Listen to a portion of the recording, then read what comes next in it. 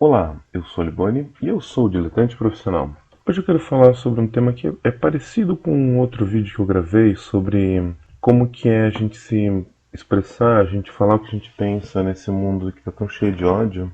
Hoje é meio o outro lado, que é exatamente sobre esse ódio, que é exatamente sobre essas pessoas que vivem carregadas nesse ódio, que vivem trabalhadas em espalhar esse ódio com muito gosto.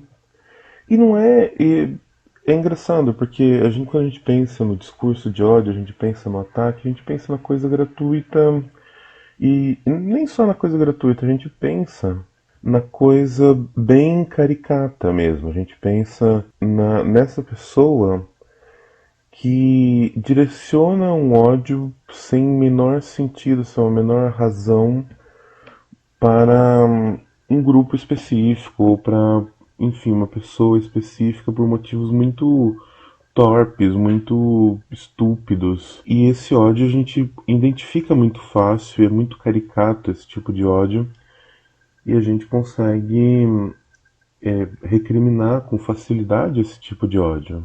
O que eu acho mais complicado é um negócio que convencionou ser chamado tal do ódio do bem. É aquele ódio que a gente parece que ele fica um pouco mais difícil de identificar, porque é a pessoa que escolhe algum alvo ali naquele dia e ela não gosta daquele alvo, ela não gosta daquela pessoa e ela resolve, acha no meio do discurso daquela pessoa um deslize que ofende alguma causa. E assim, vamos ser sinceros, todos nós somos um balde enorme de contradições. A gente faz tudo errado. A gente não é, ninguém é purista, ninguém consegue ser 100% alguma coisa ao mesmo tempo. A gente erra pra caralho. A gente não é, a gente não segue uma linha. A gente é o caos andando. Então, volta e meia, as pessoas que estão dentro de um nicho, dentro de alguma coisa, elas escapam, elas erram, elas falam alguma coisa que não tem uma contradição, não tem uma coerência lógica com o que ela prega. Então é muito fácil a gente pegar uma contradição, a gente pegar um motivo, algo para odiar uma pessoa, é muito fácil. Qualquer pessoa que você analisar por tempo suficiente, você vai achar na fala dessa pessoa algo que você não algo que você desgoste, algo que você não concorda, algo que vai contra o que ela mesma fala. Então, é muito fácil você encontrar esse calcanhar de Aquiles, que às vezes está bem escondido, às vezes nem está tão escondido. Então tem essas pessoas que descobriram que elas só conseguem fazer algum tipo de barulho, algum tipo de sucesso, ter algum tipo de repercussão quando elas estão atacando alguém. Elas vão lá, escolhem um alvo, esperam o alvo falar alguma merda, e a pessoa fala, e muitas vezes assim, ok, a pessoa falou uma merda muito grande, ela tem que ser avisada, ela tem que ser. Tem que ouvir e tem que tentar se retratar, se for o caso, mas às vezes não, às vezes foi só alguma coisa meio tirada de contexto, às vezes foi uma coisa que, sei lá, foi um jeito da pessoa falar e ela tá sendo bombardeada. Porque daí essa pessoa, essa pessoa que gosta do discurso de ódio, essa pessoa que gosta do ódio do bem, ela escolhe ali seu alvo, pega um momento que a pessoa dá uma bobeada e espalha esse momento e começa a direcionar lá um ódio do seu grupinho. Que esse ódio do bem, assim, normalmente ele está relacionado a causas específicas. Então, a pessoa pega uma causa específica e faz o grupo que ela formou, que ela tem por volta dela, que luta, milita nessa causa específica, atacar esse alvo. O que eu quero dizer com tudo isso, eu acho que eu estou dando muita volta? Eu quero dizer que não vale a pena ficar perdendo tempo espumando esse ódio contra as pessoas. Não vale a pena. Você recrimina a pessoa, tudo bem, você fala, ó, fulano fez isso, não é legal, ok, vai lá, comenta, não sei, talvez, mas de repente virar uma espuma de ódio, começar a destruir a pessoa, moer a pessoa e incentivar os outros a fazer isso e criar um ambiente onde quem não está chutando aquela pessoa com muita violência e sendo que essa pessoa que está chegando depois nem vai lá na raiz da questão, ela só chega e vê, puta, tá todo mundo chutando, eu tenho que chutar também, porque senão, né?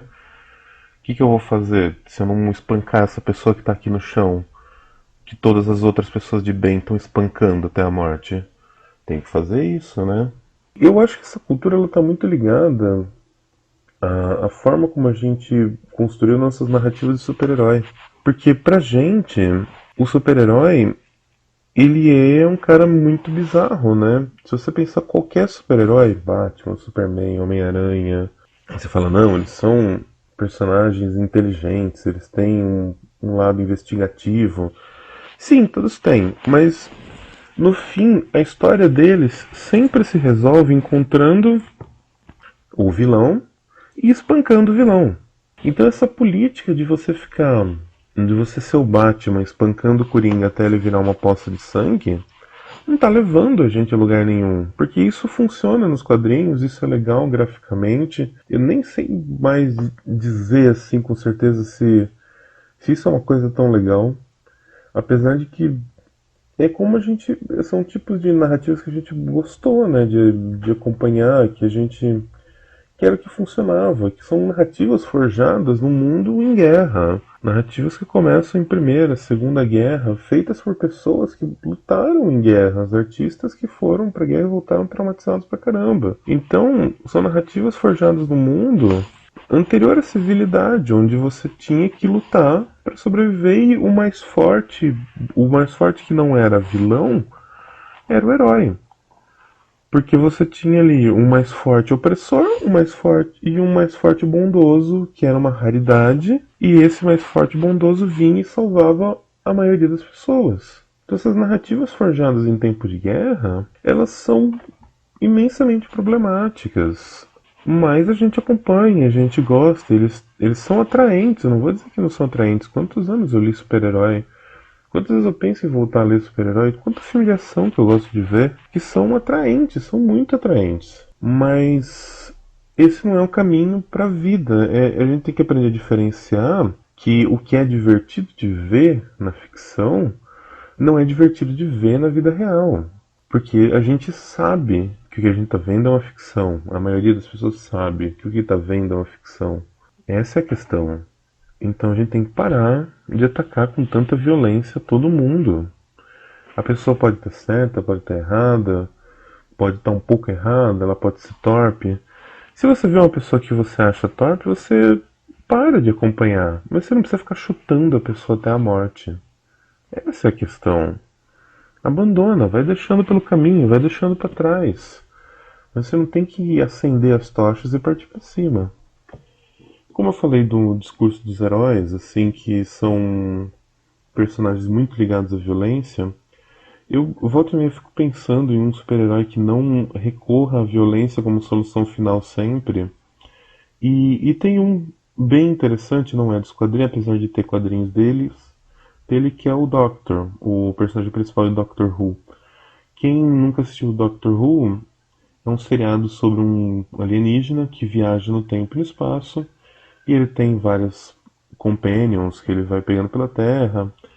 Enfim, e esse Doctor ele tem uma habilidade que quando ele está prestes a morrer, ele se regenera num outro corpo e segue a vida dele, com a personalidade um pouco diferente, mas com as memórias e em essência a mesma pessoa. O Doctor ele é um cara que, apesar de eventualmente ele recorrer à violência, não a maioria das vezes não diretamente, muitas vezes indiretamente, ele é um cara que ele tenta sempre resolver pelo diálogo, ele tenta sempre resolver da forma menos violenta, da forma menos agressiva, da forma mais que as pessoas cheguem num consenso. E isso é muito legal nesse personagem. Eu revi essa série inteira esses tempos e, nossa, a série é muito boa. Desde que é feito o reboot da série em 2005, essa série ela tem mais de 50 anos, é uma série inglesa da BBC. Mas em 2005 eles começaram uma fase nova, depois de um hiato longo.